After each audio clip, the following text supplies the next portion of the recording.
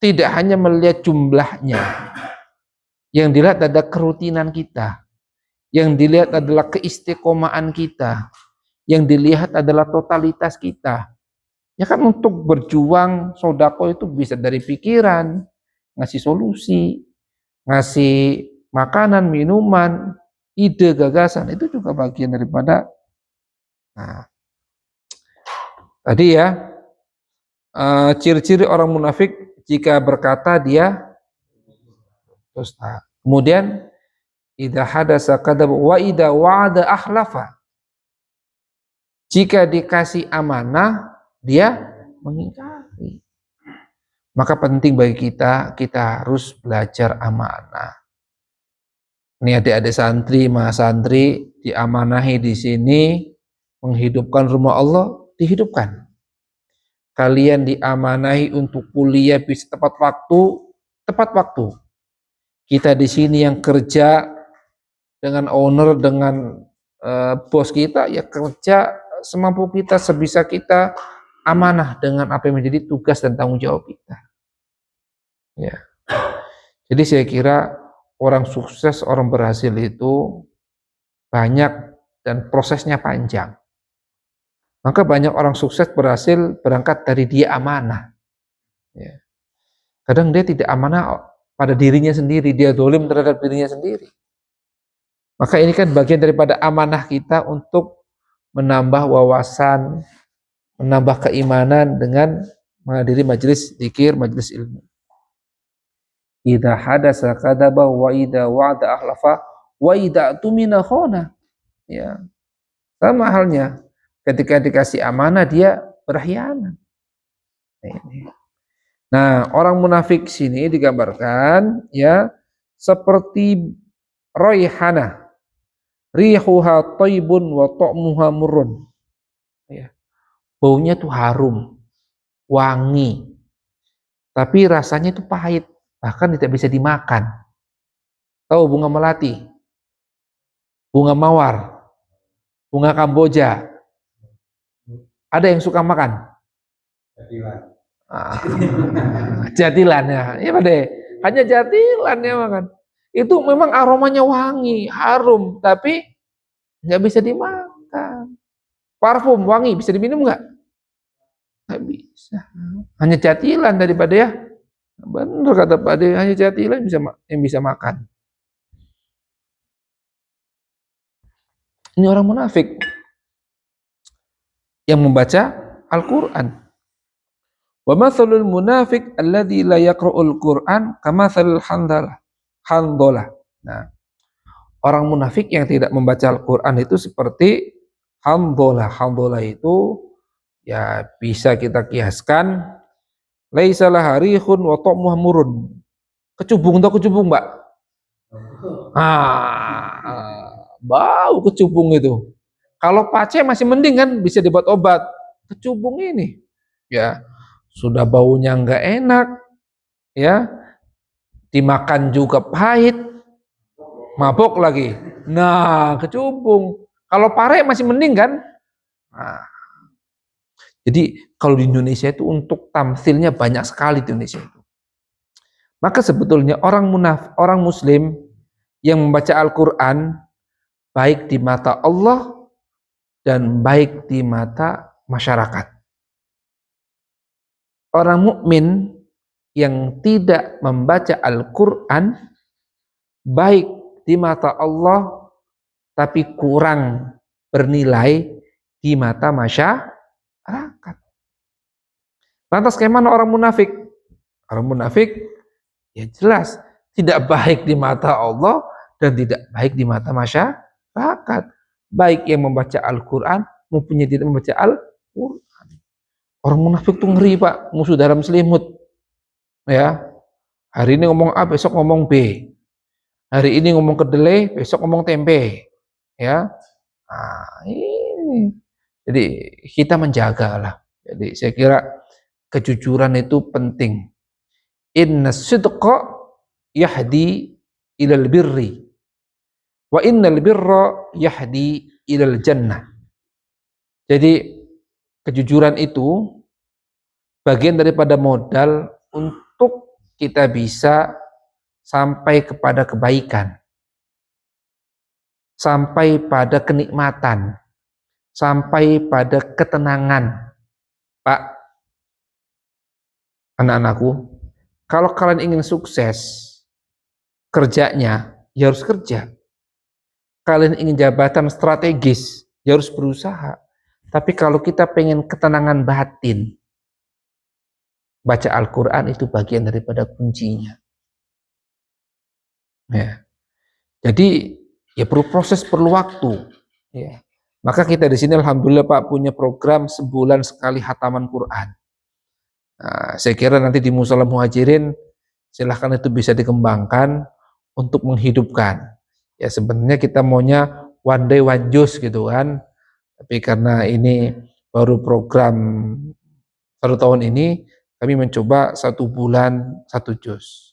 Saya kira ini bagian daripada kita untuk menghidupkan Al-Quran. Ya. Di luar sana, banyak orang yang hafal Quran juga profesinya rentenir, Pak. Orang yang hafal Quran, profesinya, kerjaannya itu ghibah juga ada. Kerjaannya ngadu domba juga ada. Berarti Al-Quran hanya sebatas di lisan saja. Al-Quran hanya sebatas dilafalkan saja.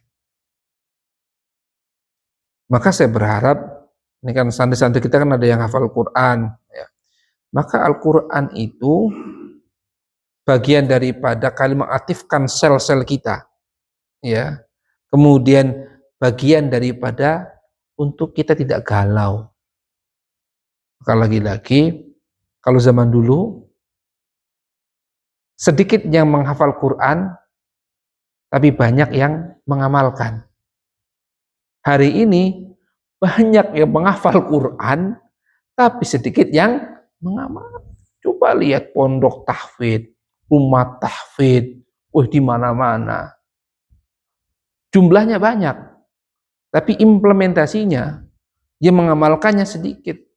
Zaman dulu sedikit yang hafal, tapi banyak yang mengamalkan. Dapat langsung diamalkan, dapat langsung diamalkan. Oke. Berikutnya di sini, Innallaha ta'ala yarfa'u bihadzal kitabi aqwaman wa yadha'u bihi akharin. Ini.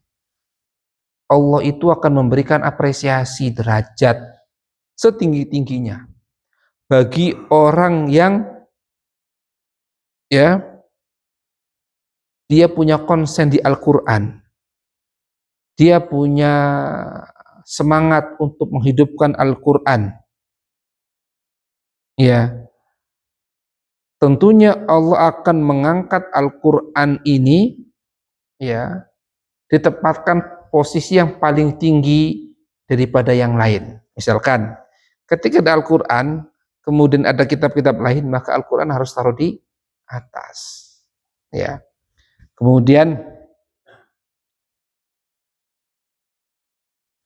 orang-orang yang memiliki hafalan Quran hari ini juga banyak yang mereka duduk di jabatan strategis. Mereka juga orang yang memiliki kebijakan. Hari ini juga banyak program beasiswa yang diberikan untuk mereka para penghafal Quran. Itu di dunia, ya. Saya aja berkat nggak banyak ngafal Quran bisa dapat beasiswa S3, ya. Mereka yang saya sedang perjuangkan untuk dapat beasiswa kedutaan Mesir, notabene-nya menghafal Al-Quran. Ya, jadi sebetulnya Al-Quran ini bisa memberikan syafaat, pertolongan bagi yang membacanya, menghafalnya. Bahkan Al-Quran juga bisa mendatangkan laknat cobaan bagi yang membawanya. Ketika kita salah membacanya, Al-Quran itu kan sakral. Ya, cara membacanya seperti apa, bagaimana, ada hukum tajwidnya, bagaimana kita berinteraksi dengannya, tidak sembarangan seperti buku-buku yang bisa dibaca di tempat-tempat yang terbuka. Ya. Oke. Dengan Al-Quran, bulan ini menjadi bulan yang mulia. Ya, bukan bulan Februari, bukan bulan November, Maret, ya, atau hari Valentine, tapi bulan suci Ramadan. Ya. Dengan Al-Quran, dua kota tanah suci, kota Makkatul Mukarramah dan Madinatul Munawwarah. Ya. Dengan Al-Quran, itu paling banyak pahala orang yang membaca Al-Quran. Nah, dijelaskan di sini,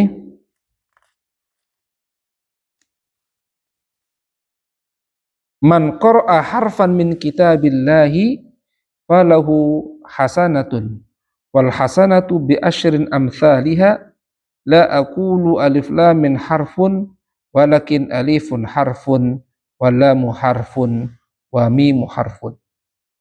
Jadi kebaikan, pahala yang Allah berikan kepada orang yang membaca Al-Quran itu dilihat dari huruf per huruf. Ya. Alif lam mim itu berapa huruf?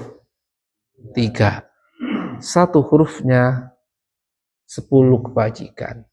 Tapi jangan lantas ketika kita sudah membaca santai aja, saya masih punya banyak celengan. Ya, saya masih punya banyak celengan karena saya sudah membaca Al-Quran sekian juz. Ya, saya sudah khatam Al-Quran sekian kali. Ya kan masih ada ibadah-ibadah lain. As-sholatu imaduddin. Faman aqomaha aqomaddin. Waman tarakaha tarakaddin. Sholat itu adalah tiang agama. Iya. Barang siapa yang menunaikan, menegakkan sholat, maka dia sudah menegakkan agama Islam. Barang siapa yang meninggalkan sholat, dengan sengaja tentunya, dia juga telah meninggalkan. Nah, silakan Pak, diminum dulu di.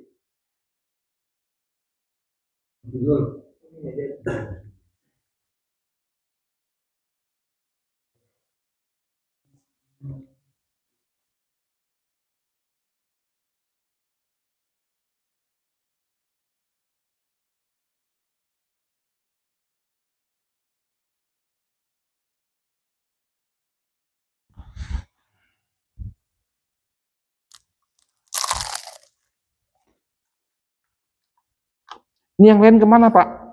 Apalagi pada ini? Mager. Hmm. Semurat.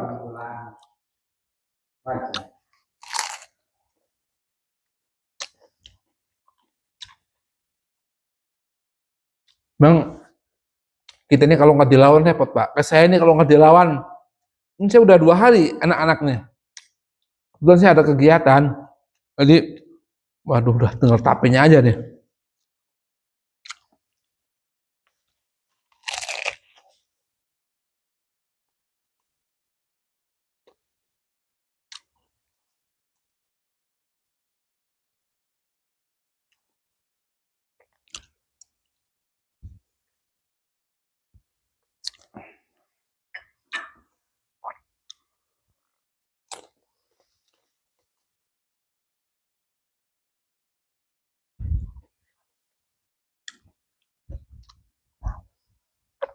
Silahkan, ada yang mau sharing nggak?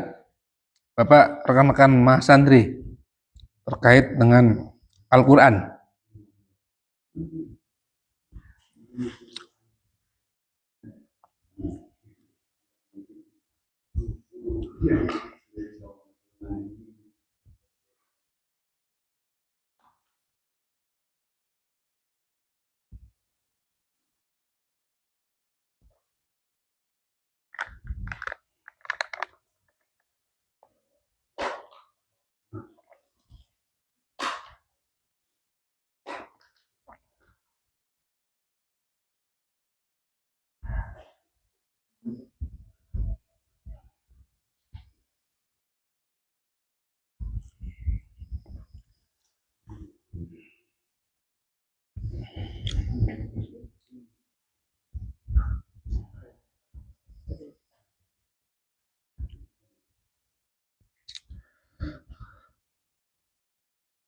Terkadang kita melihat orang yang membaca Al-Quran itu satu, lupa bacaannya.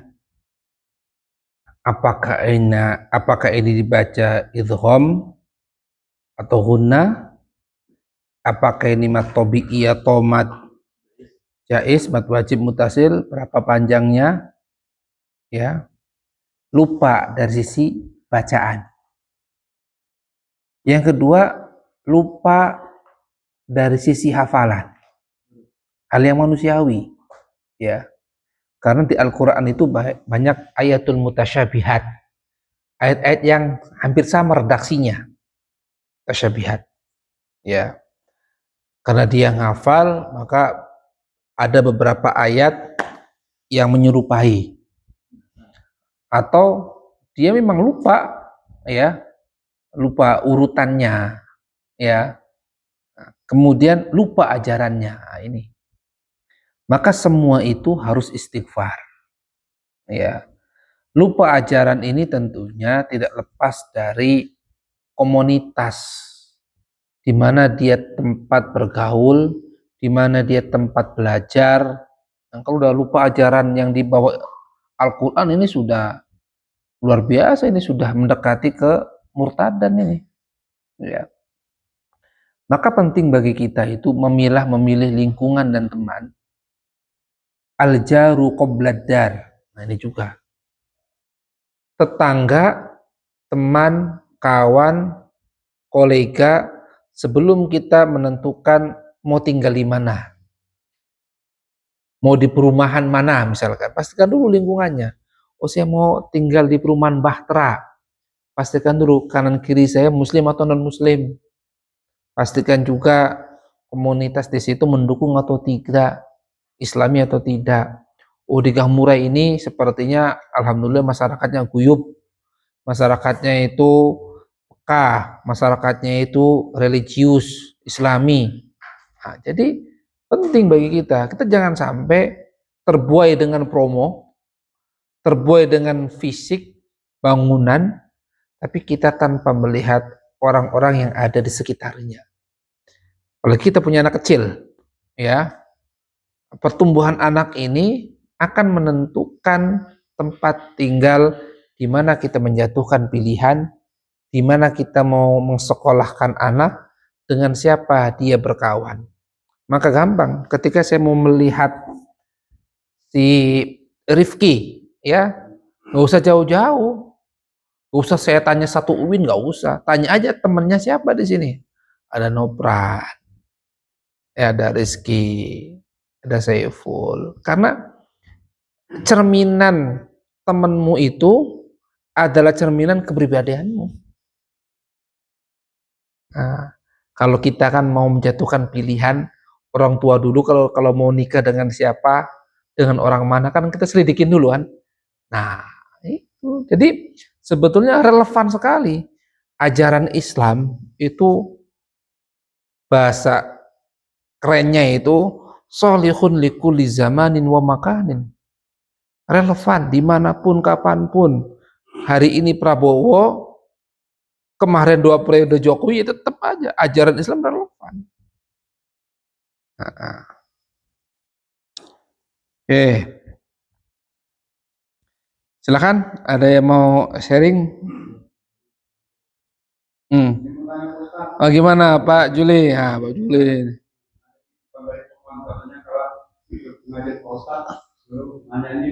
Wih, oh gitu, apa tuh? Elektronik di online. Iya, iya, iya. Kan bayarnya tadinya ada aplikasinya gitu kan. Tiba-tiba kok aplikasi itu hilang, diblokir atau kehapus gitu. Jadi dia bingung bayarnya, nggak pernah di telepon dari pihak sana gitu. Katanya orang ini, Pak, gimana saya mau ngirim transfernya lagi, itunya aplikasinya hilang. Nah, itu ada jarak beberapa minggu kirimnya ini Pak, di teleponnya terus kan dikirimnya kan nih, tapi pihak kawan itu nggak percaya betapa rekening kamu. Iya, iya, iya, iya, iya. Orang alam nggak dikirim-kirim dari mana ya. Oh iya, iya, iya, iya. Jadi saya tanya apa enggak, itu masih harus dibaca. Iya. Memang hari ini kan untuk peminjaman jasa online itu banyak, ya. Maka sekarang juga dari Kementerian Keuangan juga menyeleksi mana yang memang sudah dinyatakan kerjasama dengan BI, mana yang bodong gitu kan. Nah, terlepas dari aplikasi, ya, saya kira kalau aplikasi yang hari ini kan banyak ya, aplikasi yang benar-benar terjangkau home credit lah misalkan, kalau kita pernah melihat istilah home credit, atau di Shopee dan lain sebagainya. Nah, ketika kita punya tanggung jawab untuk menunaikan apa yang jadi kewajiban kita, ya kita tunaikan. Nah, ketika aplikasi itu hilang dan bagaimana ceritanya, kita kan pastikan kalau itu memang dia betul tadi aplikasinya tidak aktif lagi, kan database-nya ada punya kita kan, karena kan kita untuk ngutang itu kan database kita kirim KTP, KK, rumah dan lain sebagainya gitu kan. Saya kira ketika kita punya tanggungan untuk menunaikannya, tunaikan itu ya. Kemudian kita pastikan juga itu benar atau abal-abal aja. Karena saya juga pernah ketipu juga gitu kan. Saya itu pernah ketipu mengatasnamakan bantuan dari pemerintahan Lampung Selatan. Nah, modusnya dia itu sudah transfer. Taruh dia itu mau ngasih 10 juta. Ya. Nah, dia ngirimnya 15 juta di situ di struknya itu. Pak, mohon maaf kelebihan, tolong yang 5 jutanya ditransfer kembali katanya. Kita kan ada ininya notifikasinya kan, kita juga nggak bodoh-bodoh amat gitu kan, nggak ada juga. Apalagi saya punya kawan di bank itu kan, karena itu ada yang memang bank yayasan kan nggak ada, tidak ada notifikasinya. Nah, ternyata itu bohong juga. Jadi saya kira untuk hal tadi ya kita tetap punya tanggung jawab untuk melunaskan Pak Juli ya. Tapi kita juga pastikan juga ketika itu memang aplikasinya bermasalah dan lain sebagainya, kemudian ketika orang itu mau nagih kita juga pastikan juga orang ini benar atau tidak, karena data kita pun juga sekarang sudah diambil orang semua Pak. Ya, tiba-tiba orang itu nawarkan jasa utang gitu kan, kemudian ada grup-grup yang nggak jelas itu kan. Ya sekarang banyak sih, karena itu ternyata dijual belikan data kita nih Pak, di salon dijual belikan. Kok tiba-tiba ada kiriman misalkan pendaftaran sekolah kan, bisa juga. Jadi mereka ngacak memang mana yang nyantol aja. Itu sih Pak Juli. Ya. Jadi tetap Pak Juli, kawannya tetap punya tanggungan untuk mengembalikan, apalagi itu sudah diterima kan barangnya. Sudah diterima belum Pak Juli? Iya kan. Ya. Ya sudah Pak, ya sudah lama ya kan kredit elektronik. Iya. Ya mak sudah berjalan sudah separuh lagi. Nah, itu.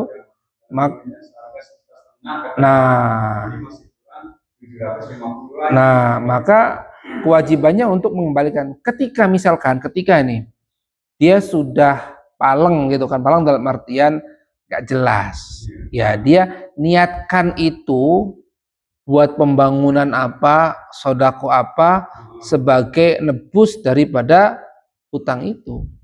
Jadi akad kita ya udah kita niatkan, entah itu buat personal ataupun buat operasi dan lain sebagainya, ketika itu tidak bisa terdeteksi lagi gitu alamatnya dan lain sebagainya. Ya ketika dia nelfon kemudian kita angkat, kemudian kita sampaikan benar apa, kan mereka punya datanya gitu Pak. Sebenarnya kalau mereka gigi kan bisa di tracking tempat tinggal kita di mana, bisa nggak gitu-gitu kan, mereka juga punya sistem, punya alat, punya ya namanya itu kan nggak tahu, berarti mungkin masih kelas kacang itunya. belum belum belum belum uh, Oke, ada yang lain? Ya, Rizky, Mage. Tadi kan yang di awal itu membahas tentang di zaman sekarang kan Al-Quran itu bisa diakses lewat handphone. Iya, betul. Nah, jadi gimana kalau HP itu dibawa ke kamar mandi? Iya. Iya. Atau HP itu kita taruh di belakang yang kita dudukin gitu kan? Iya, iya. Gimana dalam HP itu kan ada Iya. Al-Qurannya gitu. Betul. Itu hukumnya gimana? Iya, ya, betul. Pertanyaan bagus ya. Bedakan antara mushaf dengan software. Ya. Ketika dalam buku ini kan tentunya atau buku-buku pelajaran lah, ada ayat-ayat Al-Quran yang dimasukkan sebagai hujah, sebagai argumentasi, sebagai isi daripada buku ini. Maka bagaimana kita berinteraksi dengan buku ini? Nggak apa-apa, nggak usah wudu. Karena tulisan Al-Qurannya lebih sedikit daripada redaksi tulisan penjelasan yang ada. Oke. Kemudian, ketika bagaimana Al-Quran itu ditulis di kain, seperti di kiswah, kain yang di Ka'bah itu kan ayat Quran. Kalau kita memegang, apakah harus wudu dulu? Nggak usah wudu, nggak apa-apa. Ya.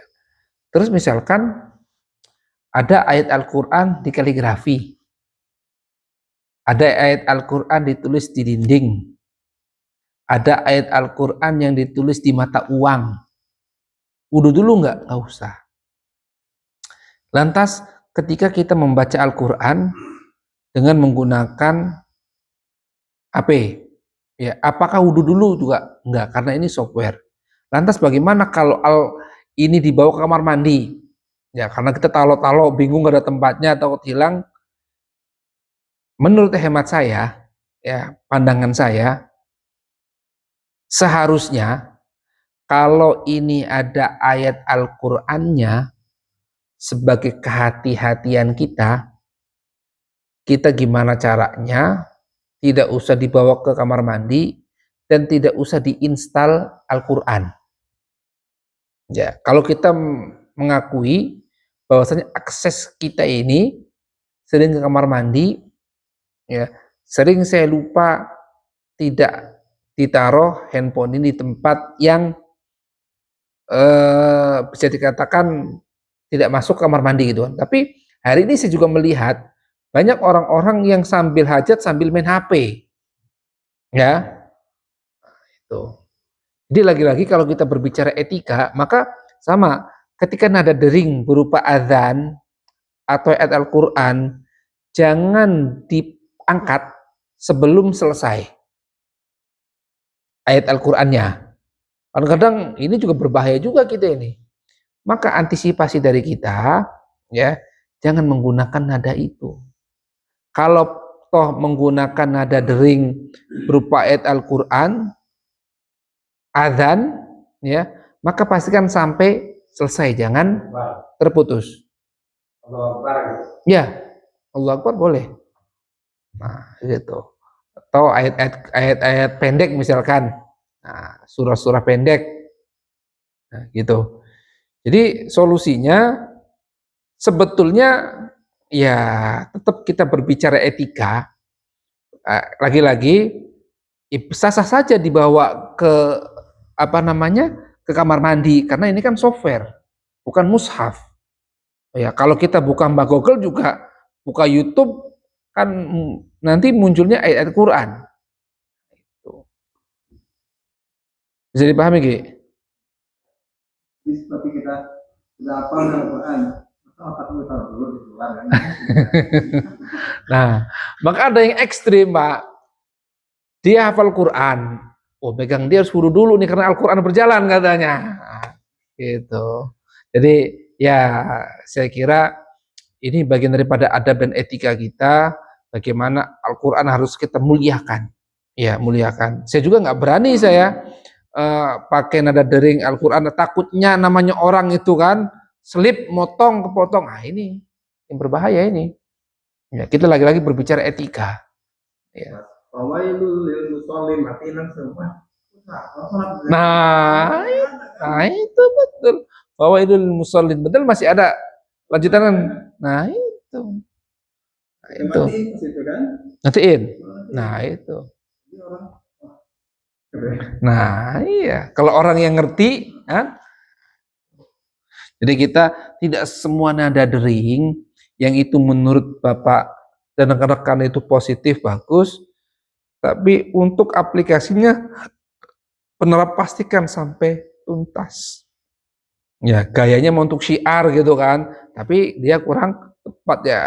Dia tertawain dengan orang yang ngerti gitu loh. Nah, kayak tadi fawailul musallin tuh. Oke, cukup?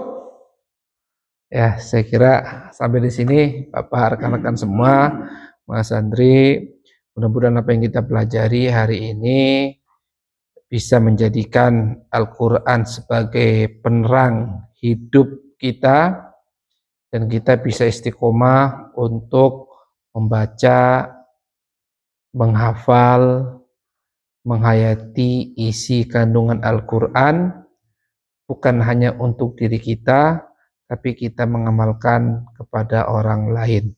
Ya, maka wasiat yang paling berharga dalam hidup ini adalah kita berpegang teguh kepada Al-Quran dan kepada As-Sunnah. Insya Allah hidup kita selamat. Hari ini kita juga tidak hanya berbicara Al-Quran gelondongan, inna nahnu nazalna dzikra wa inna lahu lahafidun. Sesungguhnya kami yang telah menurunkan adzikra, nama lain daripada Al-Quran, dan kami pula yang menjaganya. Kenapa ini menggunakan redaksi nahnu kita? Yang pertama, untuk mengagungkan Allah. Yang kedua, menjaga Al-Quran itu bukan hanya Allah sendiri. Ada peran malaikat, ada peran nabi, ada peran manusia. Di sini mufassir, orang yang menafsirkan ayat-ayat Al-Quran. Ada alim ulama, ada ustadz, ada ilmuwan, ada cendekiawan. Maka kita tidak hanya memahami Al-Quran secara tekstual, tapi kita memahami secara kontekstual. Dengan apa? Dengan ngaji.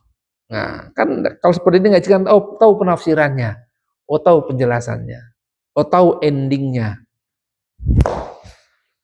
Wallahu muwaffiq ila aqwamit thariq. Assalamualaikum warahmatullahi wabarakatuh.